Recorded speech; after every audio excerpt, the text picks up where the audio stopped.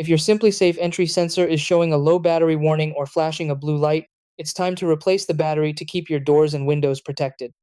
These wireless sensors use a CR20323V lithium coin battery, which typically lasts up to 5 years depending on activity and environmental conditions.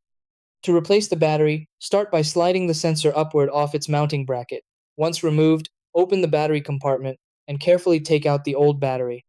If it's tight, gently pry it loose with a small flat tool. Insert the new CR2032 battery with the positive side facing up. Angle it into place and press down until it snaps securely under the retaining tab. Then slide the sensor back onto its bracket until it clicks firmly into position.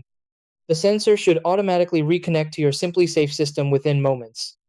If the sensor doesn't respond after the battery change, open the SimpliSafe app and remove the sensor from your device list, then re-add it as a new device.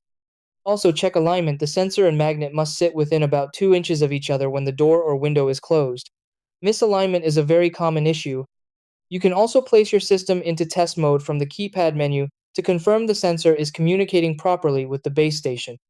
If multiple sensors are offline, restart the base station by unplugging it, removing the backup battery, waiting 10 to 15 seconds, and powering it back up.